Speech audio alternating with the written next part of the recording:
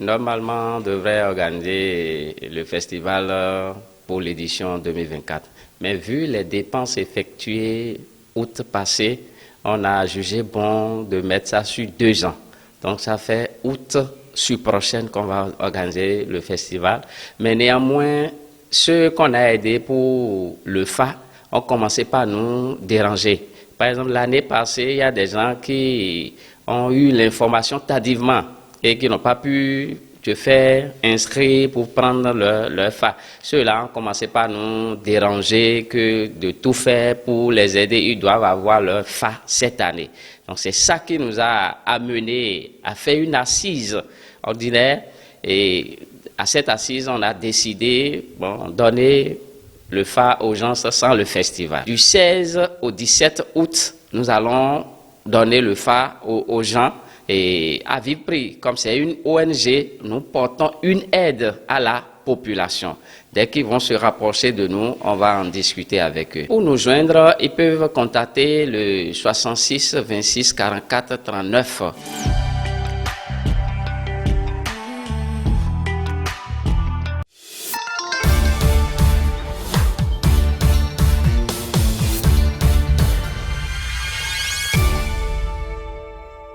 Nous sommes le lundi 1er juillet 2024. Amis internautes de Royal TV Bénin, salut et bienvenue dans ce journal dont voici les titres. One Benin Fiesta pour zéro pauvreté de Romaric Boko.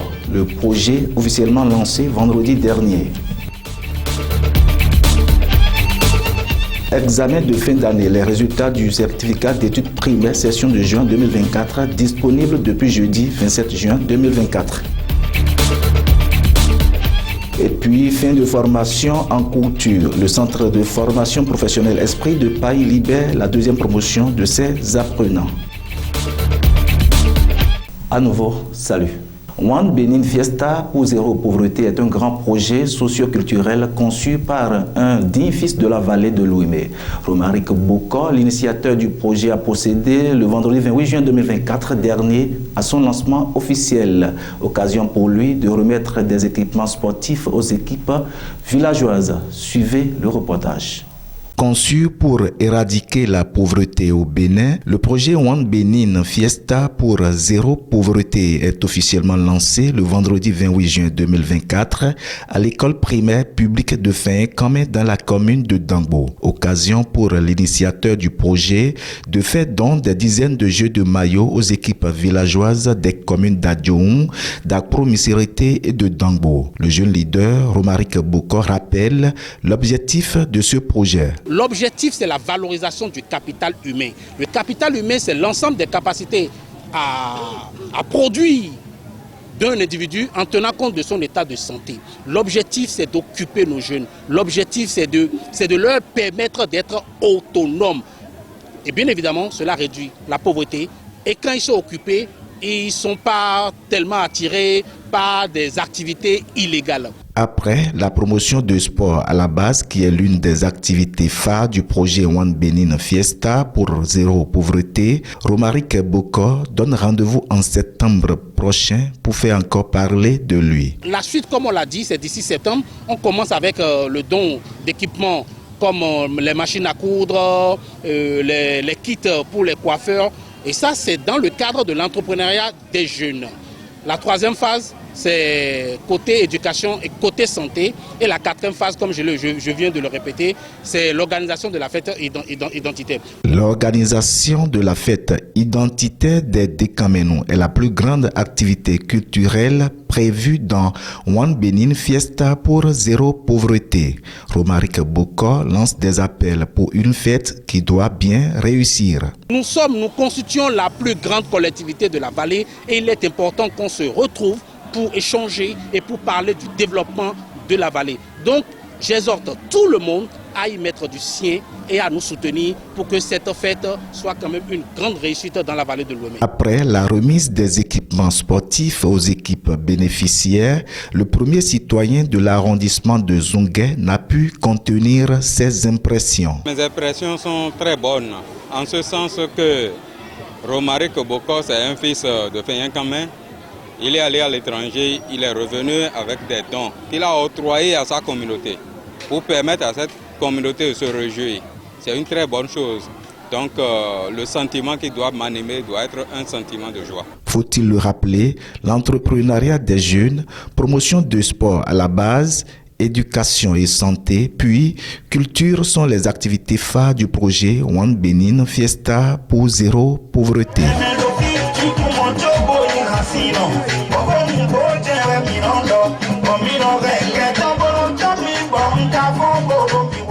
« 89,67% contre 81,27% en 2023. C'est le taux de réussite de l'examen du certificat d'études primaires session de juin 2024 au plan national. Contrairement aux années antérieures, il n'y aura pas de classement par département. Dans le département de l'Atlantique, le taux de réussite est plutôt satisfaisant, même si le DEDAMP met un accent particulier sur les mathématiques et la dictée où est notée une faible performance des candidats. On revient ici sur la délibération du dit examen dans le département de l'Atlantique, plus précisément à l'Est, Eni Dalada. Christiane Maffon et Marcel Zingli pour le point. Certificat d'études primaires CEP, session juin 2024, département de l'Atlantique. 90,71%, c'est le taux de réussite de l'examen du certificat d'études primaires CEP, session de juin 2024 au niveau du département de l'Atlantique. Cette année, nous sommes passés de 83% à 90%. Et c'est un effort quand même louable parce que ce qu'il faut retenir, il y a des efforts qui ont été consentis à divers niveaux. Le ministère, par rapport à son appui pour le renforcement de capacités des apprenants, ils avaient envoyé sur le terrain des inspecteurs des conseils pédagogiques pour accompagner les chefs de circonscription scolaire, les directeurs d'école dans les écoles. Il faut dire aussi que l'accompagnement sur le terrain aussi des conseillers pédagogiques, des chefs de circonscription scolaire et surtout aussi des parents, tout a porté son fruit pour que nous puissions avoir 90% pour le CEP 2024. Nonobstant le fort taux de réussite dans le département contrairement à l'année dernière, notons que la performance des candidats en mathématiques et en dictée sont faibles. Ce qui n'a pas marché, c'est surtout en mathématiques et en dictée. C'est pourquoi la proclamation tout à l'heure, j'ai demandé au chef de circonscription scolaire de voir quelles dispositions nous allons prendre au niveau du département pour qu'en mathématiques et aussi surtout en dictée, les enfants puissent performer. L'accroissement du taux de réussite dans le département n'est que la résultante des efforts des acteurs du secteur éducatif. Les conseillers pédagogiques se réjouissent du taux de réussite et s'engagent à faire encore plus. Quand je compare le taux de réussite de cette année à celui de l'année passée, il y a un bond.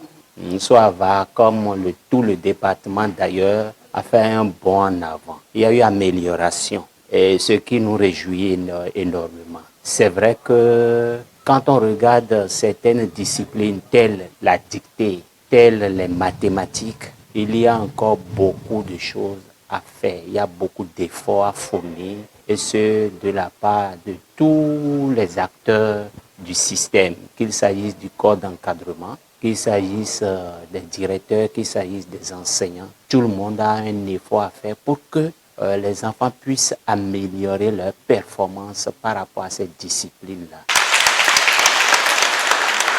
Voilà qui met fin à l'inquiétude des candidats et des parents d'élèves. Félicitations aux acteurs du secteur éducatif qui n'ont ménagé aucun effort pour l'amélioration du taux de réussite dans le département de l'Atlantique. Ils sont au total 11 nouveaux couturiers à recevoir leur parchemin après la fin de leur formation au centre de formation professionnelle Esprit de Pagne. Cette deuxième promotion de ce centre de formation vient de s'ajouter aux stylistes de la ville de Porto Novo. La cérémonie de remise de leur diplôme a lieu le samedi 29 juin 2024.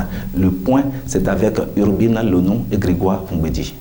Le centre de formation professionnelle Esprit du Pagne a procédé ce samedi 29 juin 2024 à une cérémonie de remise de parchemin à 11 apprenants. Il s'agit de remettre à ces derniers leurs attestations de fin de formation au sein du dit centre. Le stylisme, c'est l'option apprise à ces apprenants, désormais patrons, qui marque la deuxième vague de promotion du centre de formation. C'est une impression de fierté, je veux dire, de satisfaction.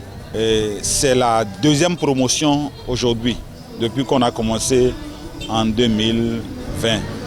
C'est 3 ans de formation en théorie et en pratique pour les apprenants.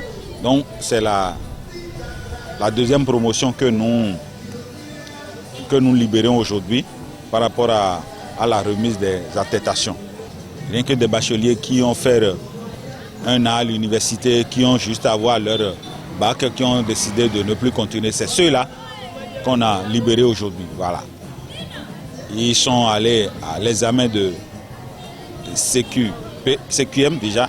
Donc le centre, en partenariat avec l'ONG Le Regard Sublime, leur donne une attestation pour permettre qu'ils puissent continuer à exercer sur le terrain, ouvrir leur atelier paisiblement. Contents de cette fin réussie, apprenants et parents livrent leurs profonds sentiments. J'ai eu beaucoup de joie. J'ai eu la joie d'apprendre la couture, la joie d'être patronne, la joie d'être formatrice aussi au Centre Esprit du Pain. Je remercie beaucoup mon patron parce qu'il a fait de nous 16 enfants et non 16 apprenants.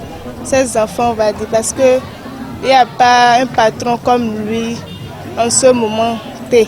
Je suis particulièrement heureux ce jour et je rends grâce à Dieu pour son œuvre et la bénédiction que Dieu accorde dans nos vies. Effectivement, je suis parent de l'un des apprenants, d'une fille qui a suivi au centre de formation Esprit de Pagne, qui a un centre complet, un centre où il y a plusieurs compétences en termes de formation professionnelle. Et ma fille a l'opportunité de bénéficier de cet ensemble de formations professionnelles consacrées par l'examen au niveau national. Ils ont eu leur attestation et aujourd'hui, nous sommes en train de célébrer la remise des attestations de diplôme avec le centre Esprit de Pagne, dont je remercie les autorités pour l'accompagnement. La façon dont Esprit de Pagne a organisé la cérémonie, vraiment je suis très content de l'organisation.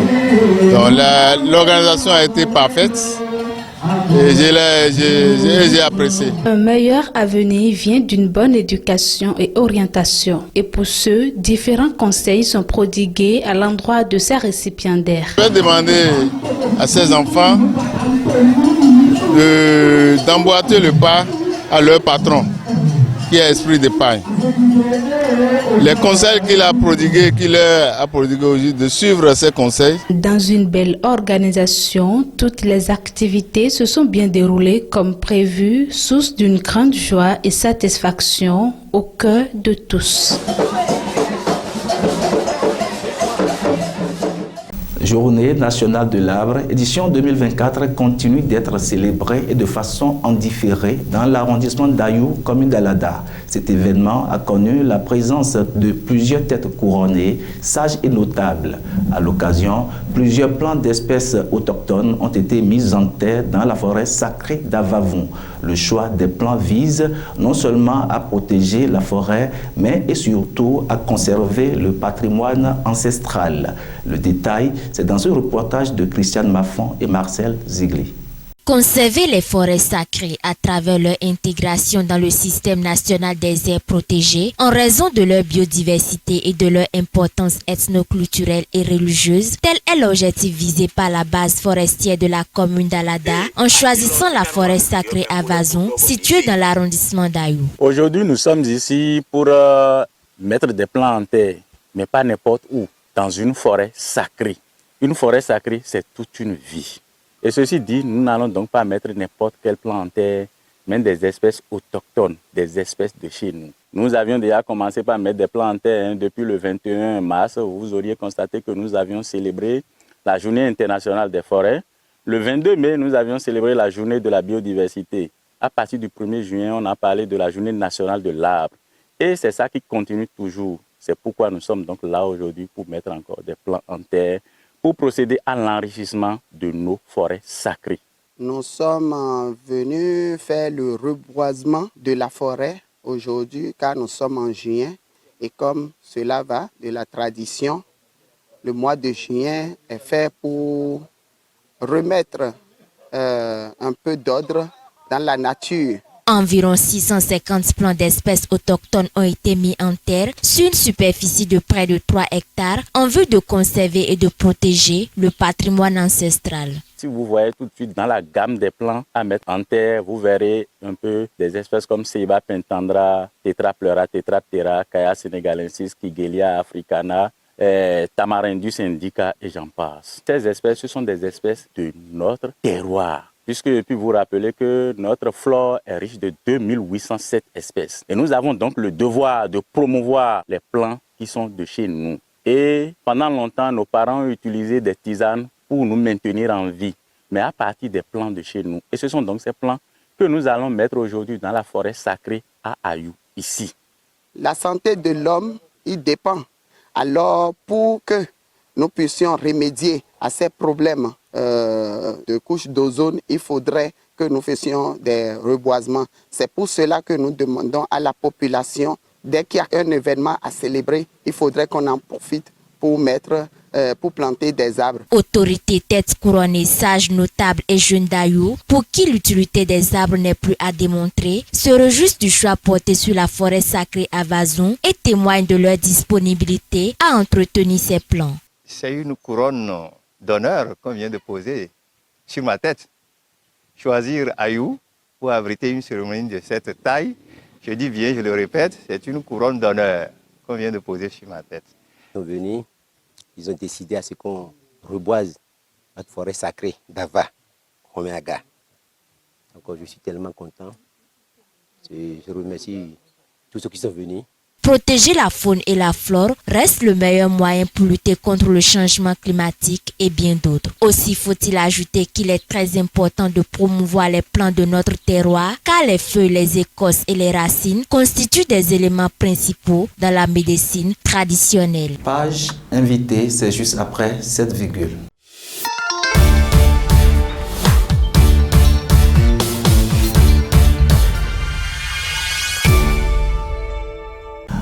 Nous allons parler de l'organisation de la deuxième édition de la semaine culturelle béninoise aux États-Unis. Et ce sera avec le président du comité d'organisation, M. Alfred Kiki. Monsieur Kiki, bonjour. Bonjour, monsieur le journaliste. Comment vous allez? On va très bien ici au Bénin. Et de votre côté? On rend grâce aussi aux États-Unis. D'accord. Vous êtes en train d'organiser la deuxième édition de la semaine culturelle béninoise aux États-Unis. Parlez-nous-en. Oui, merci beaucoup, monsieur le journaliste. Effectivement, nous sommes en train d'organiser une deuxième édition de la semaine culturelle béninoise aux États-Unis d'Amérique. C'est 4 jours. C'est du 1er au 4 août prochain 2004. Et cet événement va s'accentuer sur de promouvoir la valeur culturelle béninoise. Donc il y aura la caravane de Zangbeto et Gungun Kelede, accompagnée d'expositions d'art, de nos objets d'art, accompagnée des jeux tombola, que des gens passeront avec des prix à gagner. Ça sera mêlé par un concert géant avec des artistes invités. Ce sera aussi l'occasion de faire un gala de retrouvailles entre tous les Béninois de la diaspora aux USA. Et nous allons clôturer un pique-nique le dernier jour, le dimanche, avant de dire au revoir aux uns aux autres. D'accord, le dimanche est le jour de la grande apothéose. Absolument, monsieur le journaliste. Alors, tout à l'heure, vous avez parlé de concert géant. Quels sont les artistes béninois que vous avez invités à l'occasion de cette édition de la semaine culturelle aux États-Unis? Oui, vous savez, avec moi, on ne peut pas parler de la culture sans la musique. Justement. Pour laquelle nous avons été plein des artistes en provenant d'abord du Bénin et aussi des artistes locaux. Et ceux des artistes en provenant du Bénin, nous avons la présence de Fano Baby, les frères Guédengue, OCP, l'Imbodio Pecus et d'autres artistes. Ah, d'accord, là c'est super. Ça c'est bien. Oui, qui sont en cours de leur. Et artistes locaux qui sont déjà avec nous ici. Notre artiste Sonia Oussou, les Fofodaho, les Westo, tous ces artistes sont invités. Le Rodolfo qui fait de la rumba béninoise, tous ces artistes seront présents vraiment pour agrémenter l'événement, faire révéler vraiment la culture béninoise. Parce que sans la culture ne sont pas reconnus. Et nous voulons vraiment y faire identifier le Bénin au monde entier. Raison pour laquelle la Potéose et mettre ses perspectives pour la. Alors, je voudrais vous demander, M. Kiki, quand on prend l'édition 2024 de la deuxième de la semaine culturelle béninoise aux USA, quelle sera la particularité entre cette édition et l'édition dernière? D'abord, lorsqu'on prend la semaine culturelle aux USA, la particularité, c'est de réunir tous les Béninois autour de l'essentiel. Réunir les Béninois autour de leur culture. Surtout parmi nos enfants qui sont nés à l'Occident, qui n'ont pas eu la chance de visiter le pays. Il faut leur faire savoir d'où ils sortent, d'où ils viennent, et quelles sont pratiques dans leur pays d'origine. Il a fallu l'immigration de leurs parents avant qu'eux soient nés à l'Occident. C'est important. Et parmi même d'autres très longtemps de pays qui ne sont même plus au courant de ce qui se passe, quelles sont les activités culturelles, quels sont nos accoutrements, quelles sont nos manières, nos différentes manières de danser, quelles sont les différentes manières musicales que nous avons, quels sont les tambours que nous jouons. C'est la particularité de rassembler tout le monde autour de cet objectif-là, afin qu'ensemble nous pouvons faire valoir et faire montrer au monde entier ce que nous avons et vendre au monde vraiment notre culture qui est la réalité de tout le monde. Parce que sans la culture, un peuple n'est pas identifié et sa propre culture. Parce qu'il y a un adage qui dit, c'est après avoir tout perdu, la seule chose qui nous reste, c'est notre culture. Et tout un peuple doit être vraiment la chose à vendre, la faire valoir et être fier réellement de se identifier dont on vient et de chanter haut et fort. Je viens d'où, voici ce que je fais et qui est de ma culture, et souhaiter que les autres vraiment ils s'acharnent et ils courent vers moi. Monsieur le Président du comité d'organisation, il n'y a pas cette organisation-là sans difficulté. Je voudrais vous demander si vous rencontrez des difficultés lors de l'organisation pratique de cette deuxième édition de Week Cultural Celebration. Oui, merci beaucoup pour cette question particulière. Vous savez, il n'y a pas de difficulté dans une organisation, que ce soit si petite. Les difficultés n'en manquent pas. Mais nous avons mis des stratégies en place pour pouvoir remonter cette circulation. Nous travaillons acharnement pour ça, pour que nous trouvons les moyens de part et d'autres pour vraiment y faire face, pour que vraiment cet événement soit une réussite, à laquelle nous tendrons nos mains vers toutes personnes adéquates qui sont capables, que ce soit d'une petite ou grande chose, vraiment d'accompagner l'événement pour nous réussir.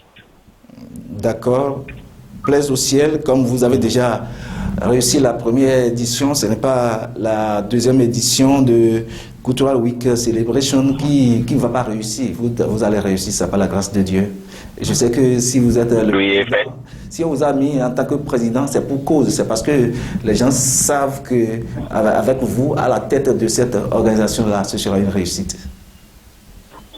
Oui, merci beaucoup. Oui, nous faisons de notre possibilité pour changer les donnes. Nous avons fait la première édition l'année passée à Colorado, dans l'état de et cette édition sera à Atlanta, à Georgia. Raison pour laquelle nous voulons vraiment changer un peu de donne pour faire ressortir des choses. Vous organisez ça de façon rotative, c'est ça? Si une région abrite une édition, après on remplace. Oui, nous organisons de façon rotative parce que dans les États-Unis regroupe 4 États. Et ces 54 États sont repartis sur 4 régions. Nous avons la région Nord-Est, South-Est, et Ouest et la zone Est.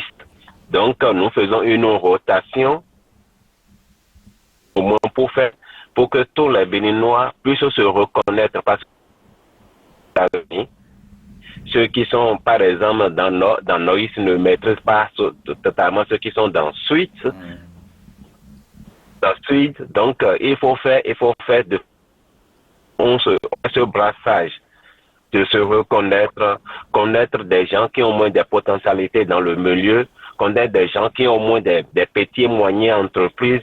C'est aussi l'occasion de faire savoir à des frères, à des compatriotes, à la communauté que je fais ceci, je fais ceci, je fais cela, qui va à l'avantage de tout le monde, au lieu qu'on va faire, on va alors dépenser vers d'autres cieux, alors que nous avons un frère, une à la côté. Pourquoi alors ne pas aller vers les autres personnes? Parce qu'on dit que l'agent de l'intérieur doit toujours rester à l'intérieur, ça va à l'extérieur. Vous savez que la particularité se rassemble sur tous ces objectifs et toutes ces idées qui peuvent nous permettre au moins de y savoir, nous s'unir et faire grandir la communauté afin maintenant de rejeter vers le et permettre le mieux vivre autour de nous, que ce soit à l'interne et que ce soit à l'externe. Merci beaucoup à vous, Monsieur le Président du comité d'organisation. Nous sommes pratiquement à la fin de cet entretien. Je voudrais juste vous demander si parmi les arts culinaires, vous avez prévu de Zampiti. Oui, parmi nous avons il y aura pratiqué les béninois sur le lieu. Les mets béninoises et africaines. Afin que nous pouvons savourer réellement, quels sont nos chez nous au pays. D'accord, merci. Nous sommes à la fin de cet entretien. Quel est votre mot de fin? Merci beaucoup, monsieur le journaliste. D'abord, je vous dis merci. Je dis merci au Royal TV pour tout à aller dans tous les angles, que ce soit à l'interne et à l'externe. Et pourquoi même vous inviter pour l'édition prochaine afin de faire d'autres cieux et vers ceux qui sont au pays. Et pour en finir, j'appelle tout le monde, j'appelle tous les Béninois aux USA, nos Caraïbes, de sortir massivement pour que nous puissions se réunir autour de cet événement. Ensemble, nous faisons valoir notre culture et le faire vendre aux autres communautés qui ne nous connaissent pas encore et qui sont censées à nous connaître. Monsieur Kiki, merci et à la prochaine. Merci. C'est à moi de vous remercier, monsieur. Portez-vous bien. Merci.